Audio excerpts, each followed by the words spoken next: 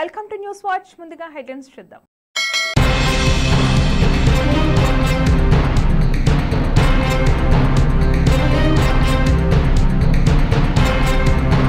అంతరిక్షం నుంచి వచ్చిన సునీత విలియమ్స్ చిత్రాన్ని రాగు ఆకుపై సదాశివపేట పట్టణానికి చెందిన ప్రభుత్వ ఉపాధ్యాయురాలు చిత్రాన్ని బుధవారం గీశారు.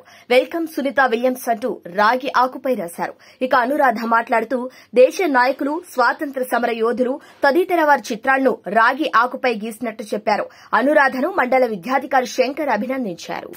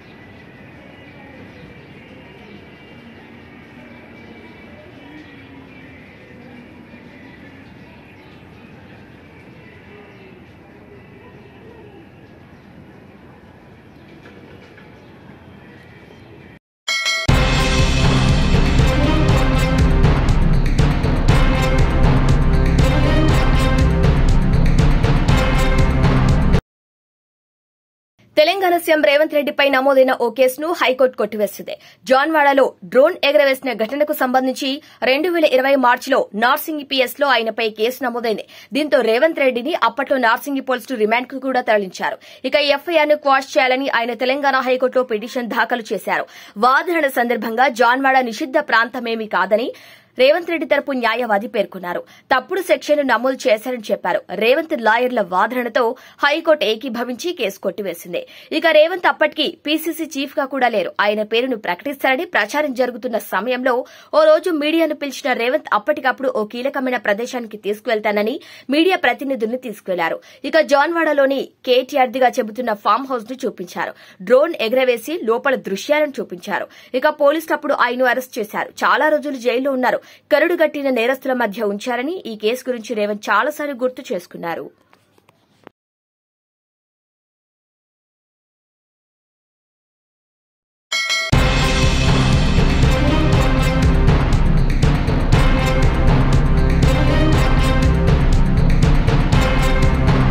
అధికారం ఉంది కదా అని ప్రతిదానికి వైఎస్సార్ పేరు తగిలించుకుంటున్నారు నాటి ప్రభుత్వ పెద్దలు. ఇప్పుడు వాటిని తొలగించే పనిలో కూటమి ప్రభుత్వం ఉంది.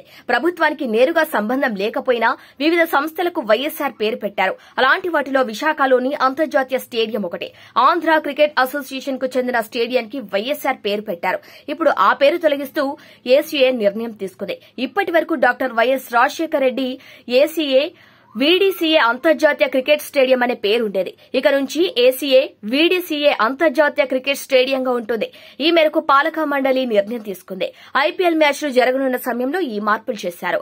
వైఎస్సార్ కు క్రికెట్ కు సంబంధం లేదు. స్టేడియానికి వైఎస్ కు సంబంధం అసలే లేదు. కానీ వైఎస్ చనిపోయిన తర్వాత ప్రతిదానికి వైఎస్ పేరు పెట్టుకుంటూ పోయారు. విశాఖ స్టేడియానికి అలాగే పేరొచ్చి చేరింది. ఇక జగన్ అధికారంలోకి వచ్చిన తర్వాత ఏసీఏను కూడా విజయసాయిరెడ్డి లాక్కున్నారు. అప్పట్లో గోకరాజు గంగరాజు అధ్యక్షుడిగా ఉండేవారు.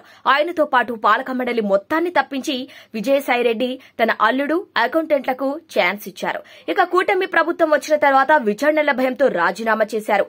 కేసినేని చిన్ని ఇప్పుడు అధ్యక్షుడిగా ఉన్నారు. ఆయన కీలక నిర్ణయాలు తీసుకుంటున్నారు.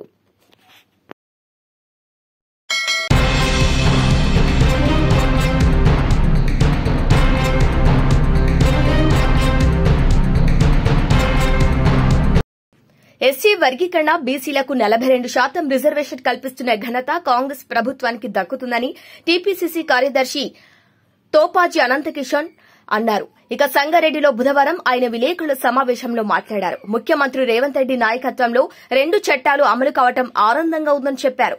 కాంగ్రెస్ పార్టీతోనే సామాజిక న్యాయం సాధ్యమవుతుందని పేర్కొన్నారు. రెడ్డి గారి పర్యవేక్షణలో మా నాయకురాలు నిర్మలా జగ్గారెడ్డి గారి ఆధ్వర్యంలో సంగారెడ్డి పట్టణ అధ్యక్షుడు జార్జి పర్యవేక్షణలో మరి తెలంగాణ రాష్ట్రమంతా ఈ రోజు పండుగనే పండుగ. అమ్మలకు, అక్కలకు, చెల్లెళ్లకు అందరికీ చెప్తున్నా, కాంగ్రెస్ ప్రభుత్వం వచ్చిన సంవత్సరంలో ఈ రోజు ఎస్సీ వర్గీకరణ చేసి బీసీ రిజర్వేషన్ కల్పించి ప్రతి వానికి న్యాయం కలిగిన పార్టీ కాంగ్రెస్ పార్టీ. ఈ రోజు రాహుల్ గాంధీ నాయకత్వంలో, సోనియమ్మ గారి నాయకత్వంలో, ప్రియాంక గారి పర్యవేక్షణలో, ముఖ్యమంత్రి రేవంత్ రెడ్డి గారి నాయకత్వంలో, పిసిసి మహేష్ కుమార్ గౌడ్ గారి నాయకత్వంలో ఒక పిసిసి అధ్యక్షుడు మొట్టమొదటిసారి వారి నాయకత్వంలో, అలాగే మా మంత్రి గారు దామోదర్ రాజనరసింహ ఎస్సీ వర్గీకరణ చట్టం తీసుకొచ్చి ఈరోజు అసెంబ్లీ ప్రవేశించిన దామోదర్ రాజనరసింహ నాయకత్వంలో, మా ఇన్ఛార్జి మినిస్టర్ కొండ సురేఖ గారి నాయకత్వంలో, మా నాయకుడు ఉత్తమ్ కుమార్ రెడ్డి గారి నాయకత్వంలో, పొన్నం ప్రభాకర్ గారి నాయకత్వంలో, బీసీ మంత్రులు, ఎస్సీ మంత్రుల నాయకత్వంలో ఈ రోజు ఎస్సీ ప్లాన్ అట్లే బీసీ ప్లాన్ అమలు పరిచి రాష్ట్రానికే వన్న తీసుకొచ్చిన పార్టీ కాంగ్రెస్ పార్టీ. ఈ రోజు సభాముఖంగా వారందరికీ కూడా, మా మంత్రులకు అందరికీ కూడా తెలంగాణ పార్టీ తరఫున, జిల్లా పార్టీ తరఫున, నగర పార్టీ తరఫున అందరికీ హృదయపూర్వక నమస్కారం.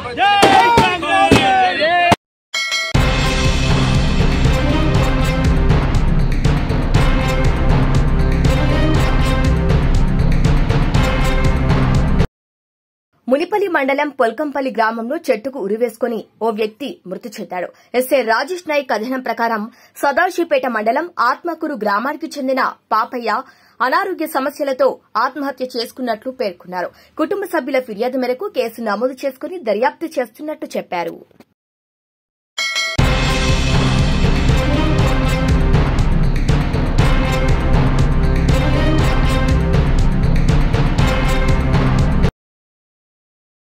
ప్రముఖ ఈ కామర్స్ సంస్థ అమెజాన్ తమ ఉద్యోగులకు భారీ షాక్ ఇచ్చేందుకు రెడీ అయింది. మొత్తం 14,000 మంది ఉద్యోగుల తొలగింపునకు సిద్దమైంది. ఈ సంస్థ తాజా నిర్ణయంతో ఏడాదికి 210 కోట్ల నుంచి 360 కోట్ల వరకు ఆదా అవుతాయని భావిస్తోంది. ఇక కంపెనీ పునర్వ్యవస్థీకరణలో భాగంగా అమెజాన్ ఈ నిర్ణయం తీసుకుంది. తొలగింపులన్నీ మేనేజర్ స్థాయిలోనే ఉంటాయని సమాచారం. కంపెనీ పునర్వ్యవస్థీకరణలో భాగంగా అమెజాన్ ఇటీవలే కమ్యూనికేషన్స్, సస్టైనబిలిటీ విభాగాల్లో ఉద్యోగులను తొలగించింది. ఇప్పుడు మరో 14,000 మందిపై వేటుకు రంగం సిద్దం చేస్తుంది. 2022-23 సంవత్సరాల్లో అమెజాన్ ఏకంగా 27,000 మంది ఉద్యోగులను ఇంటికి పంపింది.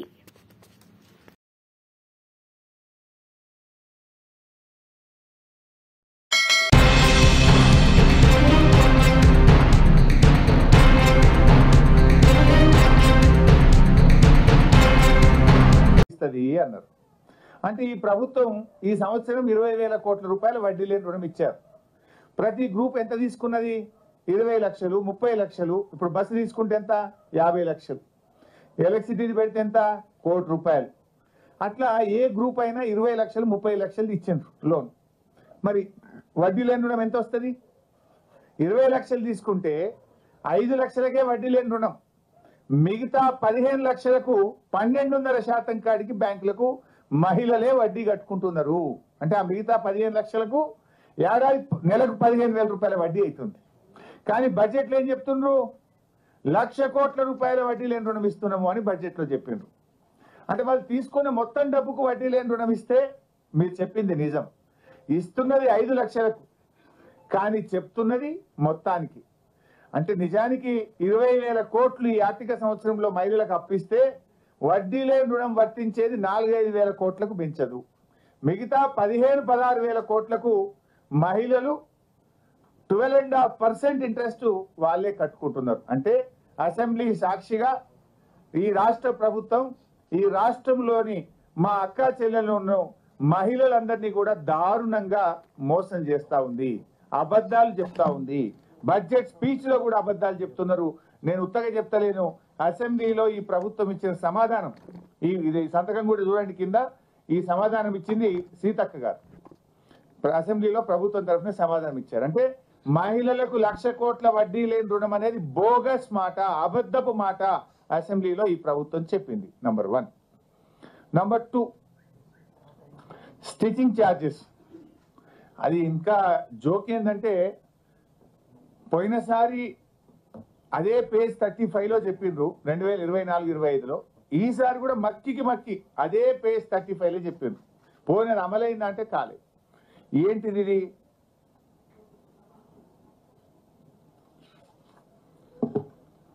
పేజ్ 35లో మీరు చూస్తే స్కూల్ యూనిఫామ్ల కుట్టి ఛార్జీలను జతకు 50 రూపాయల నుంచి 75 రూపాయలకు పెంచడం జరిగింది అని ఇంకా చాలా ఎక్కువ చెప్పారు, దానికి టైం లేదు.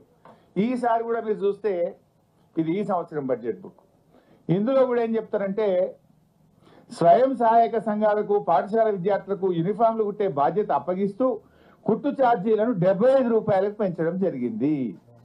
సేమ్ పేజ్ 35, మక్కి కొట్టిరే, మారం కూడా మారలే. అయితే దీంట్లో ఏముంది? నిజంగా 75 రూపాయలు ఇచ్చిండ్రా? ఇక ముఖ్యమంత్రి గారి స్పీచ్ కూడా మీరు ఈ మధ్య వినే ఉంటారు. గత ప్రభుత్వం ఉన్నప్పుడు 25 రూపాయలు ఇచ్చింది, మేము 75 చేసినామని చెప్పి ఆయన ఇంకింత అబద్ధం మాట్లాడు. ఓపెన్ స్పీచ్ ముఖ్యమంత్రి గారు బహిరంగ మీటింగ్లో చెప్పిండ్రు. నిజమేంటంటే మేమున్నప్పుడు 50 రూపాయలు ఇచ్చాము, మేము మహిళా సంఘాలకే ఇచ్చాము, ఈ ప్రభుత్వం కూడా 50 రూపాయలే ఇచ్చింది. నేను ఇప్పుడు కూడా డౌట్ వచ్చి మా పల్లా రాజేశ్వర రెడ్డి గారు కూడా వాళ్ళ ఎంఈఓకి ఫోన్ చేసిండ్రు, నేను కూడా మా ఎంఈఓకి ఫోన్ చేసిన, కొత్త ప్రభాకర్ అన్న కూడా వాళ్ళ దుబ్బాకి ఎంఈఓకి ఫోన్ చేసి అడిగిండు, ఏంది భయ్ మీరు 50 రూపాయలు వచ్చినాయా 75 రూపాయలు వచ్చినాయా అని అడిగితే వాళ్ళు స్పష్టంగా చెప్పింది ఏంటంటే 50 రూపాయలే వచ్చినాయి సార్, 75 రూపాయలు రాలేదు అని స్పష్టంగా చెప్పడం జరిగింది. అంటే దీన్ని బట్టి స్టిచ్చింగ్ ఛార్జీలు ఈ రాష్ట్రంలో ఏ మహిళా సంఘానికి కూడా ఈ రోజుకు 75 రూపాయలు రాలేదు, వచ్చింది 50 రూపాయలు మాత్రమే.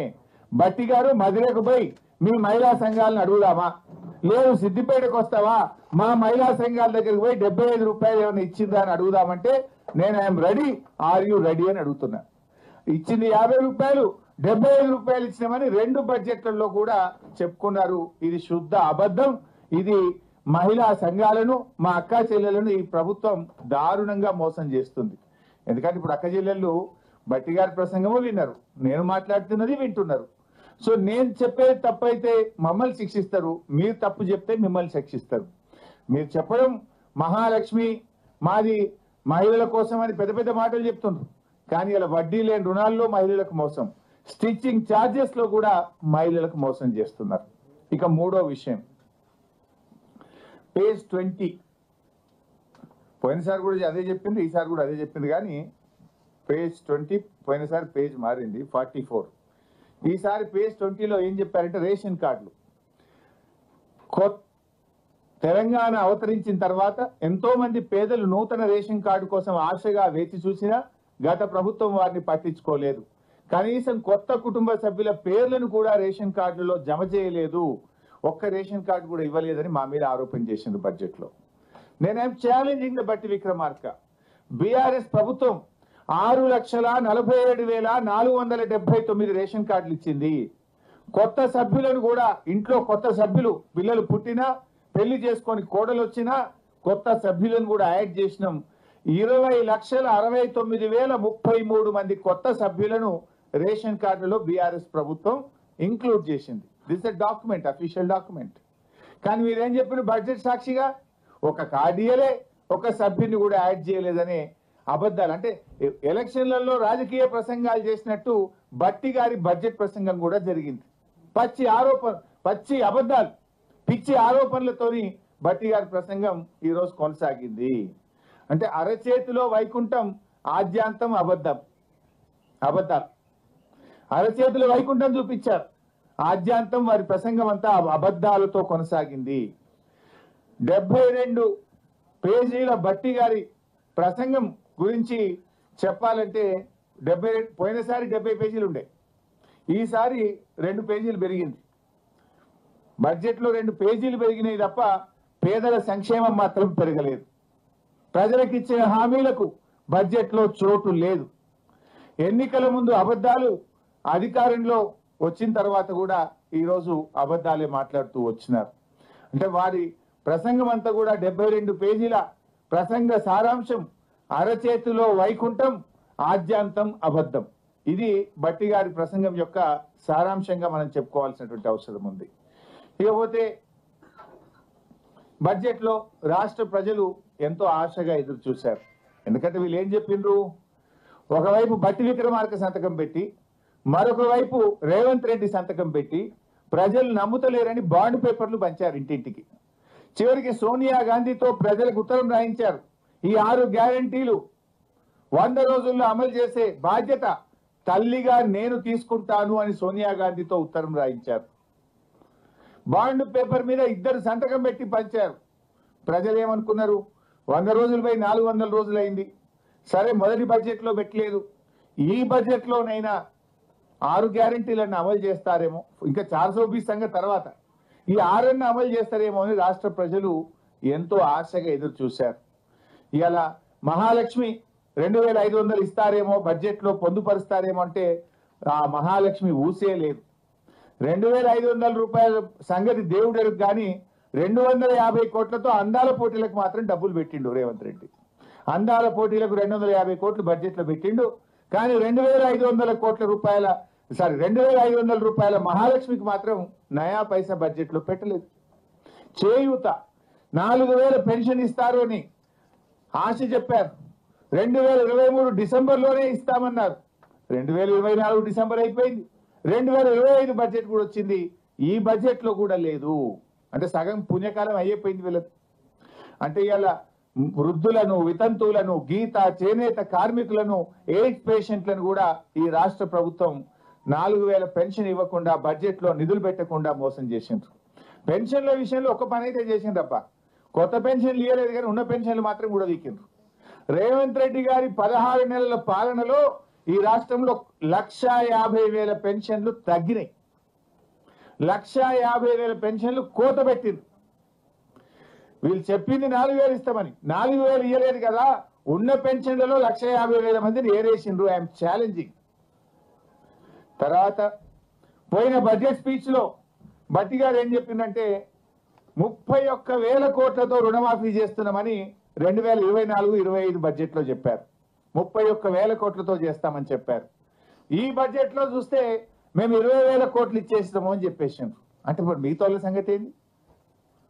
ఫర్ ఎగ్జాంపుల్ నా ఒక్క నియోజకవర్గంలోనే రుణమాఫీ అయినోళ్ళు 20,000, సిద్దిపేట నియోజకవర్గంలో రుణమాఫీ కాని రైతులు 22,000, అయినోళ్ళు తక్కువ, రుణమాఫీ కానోళ్ళు ఎక్కువ. కానీ బడ్జెట్ ప్రసంగంలో ఏం చెప్పిండు, ఇక రుణమాఫీ అయిపోయింది అన్నట్టు చెప్తున్నారు. మరి మిగతా వాళ్ళకి ఇస్తారా? ఎప్పుడు ఇస్తారు? రేవంత్ రెడ్డి గారు 2 లక్షల మీద ఉన్న వాళ్ళు కట్టండి, ఉరకండి, బ్యాంకులో పోయి కట్టండి, మీరు ఎవరైతే 2 లక్షల మీద ఉన్నది కడతారో మీకు కూడా రుణమాఫీ చేస్తా అని రేవంత్ రెడ్డి చెప్పిండు. మరి ఆయన మాట ముఖ్యమంత్రిని నమ్మి కడితే ఇవాళ వరకు 2 లక్షల మీద ఉన్న వాళ్ళకైతే లేదు, 2 లక్షల లోపు ఉన్న వాళ్ళకైతే లేదు. ఇవాళ 2 లక్షల లోపు రుణమాఫీ అయిందని బట్టి గారి ప్రసంగంలో చెప్పారు. ఒక నా నియోజకవర్గంలో 2 లక్షల లోపు ఉన్న 10,150 మందికి ఇప్పటిదాకా రుణమాఫీ కాలేదు. 2 లక్షల లోపు 10,150 మంది ఉన్నారు. అంటే మరి నువ్వు 2 లక్షల లోపు అయిపోయింది అనేది పిచ్చి అబద్ధం కదా. 2 లక్షల లోపు రుణమాఫీ అయిందన్నావు కదా, బట్టి పోదామా మదిరకు? ఎప్పుడు పోదాని చెప్పు, పోయి అడుగుదాంపా రుణమాఫీ మొత్తం అయిందా, ఏ ఊరికి పోదావో నీ నియోజకవర్గంలో చెప్పు. లేదు నా నియోజకవర్గానికి వస్తా అంటే సాధారణంగా నేను ఆహ్వానిస్తా. రుణమాఫీ అయిపోయింది 2 లక్షల లోపు అని చెప్పినావు, కాలేదు. ఇది ప్రజల్ని రైతుల్ని మోసం చేస్తున్నావు నువ్వు, అది కూడా లేదు. అంటే 2500 మహాలక్ష్మి లేదు, 4000 పెన్షన్ లేదు, రుణమాఫీకి కేటాయింపులు లేవు, తులం బంగారంకు కేటాయింపులు లేవు, నిరుద్యోగ భృతికి కేటాయింపులు లేవు, అంతా బోగస్. పోయినసారి బడ్జెట్ లో 2024-25లో ఆన్ గోయింగ్ ప్రాజెక్ట్స్ ఈ సంవత్సరంలో 6 పెండింగ్ ప్రాజెక్టులు పూర్తి చేసి నీళ్లు అందిస్తామని 24-25లో చెప్పిండ్రు. అండ్ ఈ సంవత్సరం 12 ప్రాజెక్టులు పూర్తి చేస్తాము అని చెప్పిండ్రు. నేను అడుగుతున్నా, ఒక్క ప్రాజెక్టు పూర్తయిందా? అయితే దాని పేరేందో చెప్పండి. బడ్జెట్ ప్రసంగం అంటే ఏమన్నా దగ్గరగా ఉండాలి కదా. 6 పూర్తి చేస్తాను, 6 కాకపోతే 4 అయినాయా, 3 అయినాయా, కొన్ని ఒక్కటి అయిందా? ఒక్కటి కూడా పూర్తి కాదు. పోయిన బడ్జెట్ లో చెప్పిండ్రు 6 పూర్తి చేస్తాం, అండ్ ఈ సంవత్సరం 12 పూర్తి చేస్తాం అన్నారు. 6లో 1 కాలేదు, ఈసారి 12 పూర్తి చేస్తామంటే ఎవరి చెవులో పువ్వులు పెడుతున్నారు? బడ్జెట్ అనేది టోటల్ గా అన్రియలిస్టిక్ గా ఉన్నది. ఇంకా జోక్ ఏంటంటే ప్యాథెటిక్ సిచ్యువేషన్. ఆ బడ్జెట్ ప్రసంగాన్ని తయారు చేసిన మంత్రివర్గం కావచ్చు, అధికారులు కావచ్చు, నాకు సిగ్గుచేటిది అసలు. మక్కి సేమ్ టు సేమ్. ఉదాహరణకు రీజనల్ రింగ్ రోడ్డు ఒకసారి ఎంత ఉండే page number 61. Regional ring road కూడా మీరు చూస్తే అందులో 61 ఉంటుంది చూడు. రీజనల్ రింగ్ రోడ్ లో పేజ్ 61 ఈ సంవత్సరం ఈ ప్రాజెక్ట్ లో ఉత్తర భాగ భూ సేకరణ ప్రక్రియ ఇప్పటికే ప్రారంభమైంది, దక్షిణ భాగానికి డిపిఆర్ తయారు చేస్తున్నాము అని చెప్పిండ్రు. ఈ ఇయర్ లాస్ట్ ఇయర్ కూడా సేమ్ అదే విషయాన్ని 24-25లో కూడా ఉత్తర భాగానికి భూసేకరణ ప్రక్రియ ప్రారంభమైంది, దక్షిణ భాగానికి డిపిఆర్ చేస్తున్నాము అని చెప్పిండ్రు. అంటే ఇక అసలు చెప్పడానికి కొద్దిగా సిగ్గాన్ని ఉండాలి కదా. భూసేకరణ అవుతుంది అని పోయిన బడ్జెట్ లో చెప్పినావు, దానికి పైసలు పెట్టిన 1500 కోట్లు అన్నావు. మళ్ళీ ఈ సంవత్సరం వస్తే కూడా గదే భూసేకరణ నడుస్తుంది అని చెప్తున్నావు. ఏడాది తర్వాత ఎకరం సేకరించింది లేదు, ఒకరికి రూపాయి ఇచ్చింది లేదు, ముంగడికి పోయింది లేదు. చెప్పని కన్నా కొద్దిగా సిగ్గు ఉండాలి కదా. ఇందాక నేను చెప్పిన చూసిండ్రా కూలి ఏది, విద్యార్థుల బట్టలు కుడితే 50 నుంచి 75కి పెంచడమని పోయిన బడ్జెట్ లో 35వ పేజీలు అదే చెప్పిండ్రు. ఈ బడ్జెట్ లో కూడా 35వ పేజీలు అదే మక్కి కాపీ అండ్ పేస్ట్. కొత్త విషయం లేదు. పోనీ అది అమలన్నా అయిందంటే అది కాదు. రీజనల్ రింగ్ రోడ్ కు భూసేకరణ యాక్టివ్ గా జరుగుతుందని పోయినసారి చెప్పిండ్రు, ఇప్పుడు చెప్పిండ్రు. ఇప్పటికీ ఎకరం సేకరించింది లేదు, ఒక రైతుకు రూపాయి ఇచ్చింది లేదు. పోనీ 75 రూపాయల కుట్టుకూలి అక్కచెల్లెలకు మహిళా సంఘాలకు ఇచ్చిండ్రా అంటే ఇచ్చింది లేదు. మక్కి కాపీ అండ్ పేస్ట్. చెప్పిందే చెప్పుడు, పాడిందే పాడు, పాసువర్ల పాట అన్నట్టు చెప్పిందే చెప్పుడు తప్ప అది అమలైనటువంటి పరిస్థితి లేదు. ఇకపోతే జిఎస్డిపి గ్రోత్ రేట్ మీరు చూసిండ్రు, బడ్జెట్ ప్రసంగం విన్నారు. బీఆర్ఎస్ హయాంలో జిఎస్డిపి గ్రోత్ రేట్ రాష్ట్ర స్థూల ఉత్పత్తి పెరుగుదల 12.9%. కాంగ్రెస్ పాలనలో స్థూల ఉత్పత్తి గ్రోత్ రేటు ఈ సంవత్సరం ఎంత అంటే 10.1. తగ్గిందా పెరిగిందా? మేము బాగా చేసినాం ఇక మా అంత ఎవరు చేయలేదని కాంగ్రెస్ వాళ్ళు బాగా కొడుతున్నారు కదా. ఎందుకు తగ్గింది జిఎస్డిపి? రాష్ట్ర స్థూల ఉత్పత్తి బీఆర్ఎస్ హయాంలో పెరిగితే కాంగ్రెస్ హయాంలో 2.8% మాకంటే తగ్గింది. జిఎస్డిపి గ్రోత్ రేటు మా పాలన కంటే కాంగ్రెస్ పాలనలో 2.8% తగ్గింది. తలసరి ఆదాయం బీఆర్ఎస్ పాలనలో 1,24,104 రూపాయలు ఉంటే మేము దిగిపోయేసరికి 3,56,564. అంటే మా గ్రోత్ రేట్ 12.4%. కాంగ్రెస్ పాలనలో గ్రోత్ రేట్ ఎంత అంటే 9.6%. నేను చెప్పలే, బట్టి గారే చెప్పిండు. వాళ్ళ గ్రోత్ రేటు తలసరి ఆదాయంలో 9.6. బీఆర్ఎస్ పాలనలో తలసరి ఆదాయం వృద్ధి రేటు 12.4%. అంటే జిఎస్డిపి పెరుగుదలలో మీరు మాకంటే వెనుకబడ్డారు. తలసరి ఆదాయం పెరుగుదలలో బీఆర్ఎస్ పాలన కంటే కాంగ్రెస్ పాలనలో వెనుకబడ్డది. ఇకపోతే రేవంత్ రెడ్డి నోరు తెరిస్తే ఏమంటాడు, అప్పులు అప్పులు దివాలా దివాలా అని చిల్లర దివాలా కోర్ రాజకీయాలు మాట్లాడుతుంటారు. కానీ వాళ్ళ బడ్జెట్ పుస్తకాలు ఏం చెప్పినాయి ఇవాళ? ఇగో తెలంగాణ బడ్జెట్ ఇన్ బ్రీఫ్, ఈ పుస్తకం ఏం చెప్తుంది? ఈ రెవెన్యూ సర్ప్లస్ స్టేట్ పోయిన సంవత్సరం 5,888 కోట్ల రెవెన్యూ మిగులుందట. బడ్జెట్ మిగులు, రెవెన్యూ మిగులు. నేను చెప్తుంది కాదు పుస్తకం.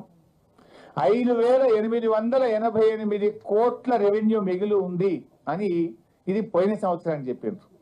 ఈ సంవత్సరం బడ్జెట్ లో ఏం చెప్తున్నారంటే 2,738 కోట్ల మిగులు బడ్జెట్ ఉంటుంది, రెవెన్యూ సర్ప్లస్ ఉంటుందని చెప్పి ఇందులో ఈ బడ్జెట్ పుస్తకంలో చెప్పారు. రేవంత్ రెడ్డి ఏమంటాడు?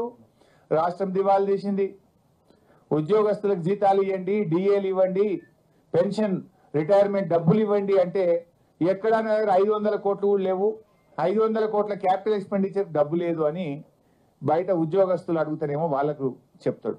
కానీ బడ్జెట్ బుక్ లో ఇది అసెంబ్లీలో పెట్టిన బడ్జెట్ డాక్యుమెంట్ అఫీషియల్. బయట అంటే నువ్వు రాజకీయం కోసం నీకు ఇష్టం ఉన్న వాళ్ళకి పైసలు ఉంటాయి, నీకు ఇష్టం లేకపోతేనేమో లేవు అంటావు. ఇందులో ఏం చెప్తున్నారు? గత సంవత్సరం రెవెన్యూ మిగులు 5,888 కోట్లు. ఈ సంవత్సరం ప్రవేశపెట్టిన బడ్జెట్ లో రెవెన్యూ మిగులు 2,738 కోట్ల మిగులు ఉంటుంది అని మీరు పెట్టిన బడ్జెట్ లో నుంచే నేను మాట్లాడుతున్నాను.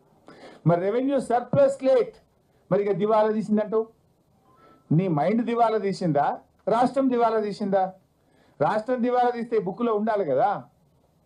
మీ ఆలోచన విధానం దివాలా తీసింది. మీరు బురద జల్లే రాజకీయం వల్ల, దివాలా కోరు రాజకీయం వల్ల మీరు మాట్లాడుతున్నారు తప్ప నిజంగా రాష్ట్రం బాగుంది. బాధ కలిగే అంశం ఎక్సైజ్. రేవంత్ రెడ్డి రాష్ట్రాన్ని తాగుబోతుల తెలంగాణగా మారుస్తున్నాడు. అక్క చెల్లెల పుస్తలు తాగుదంపే ప్రయత్నం చేస్తున్నాడు. ఇది చాలా బాధకరం. మరి మహిళా మంత్రులు ఉన్నారు, ఏం మీరన్నా మాట్లాడరా క్యాబినెట్ లో? ఈ సంవత్సరం ఎక్సైజ్ ద్వారా 50,000 కోట్ల రూపాయల ఆదాయాన్ని ఆశిస్తున్నాడు రేవంత్ రెడ్డి. 50,000 కోట్లు ఏంది? రమారమి 50,000 కోట్లు కావాలంటే నాకు. ఇప్పుడు బీర్ల ధరలు పెంచిండు, ఇక లిక్కర్ ధర పెంచుతాడట, కొత్త వైన్ షాపులు ఇస్తాడట, కొత్త బార్ షాపులు ఇస్తాడట, కొత్త బ్రాండ్లు పెట్టాడట. 50,000 కోట్ల రూపాయల ఆదాయం రమారమి ఆశిస్తున్నారు. అంటే బీఆర్ఎస్ హయాం కంటే దాదాపు 12 నుంచి 15,000 కోట్లు ఇంకా ఎక్కువ ఆదాయాన్ని బడ్జెట్ లో ప్రతిపాదించారు. ఎక్సైజ్ బై వ్యాట్ రఫ్లీ 20,000 కోట్లు, ఎక్సైజ్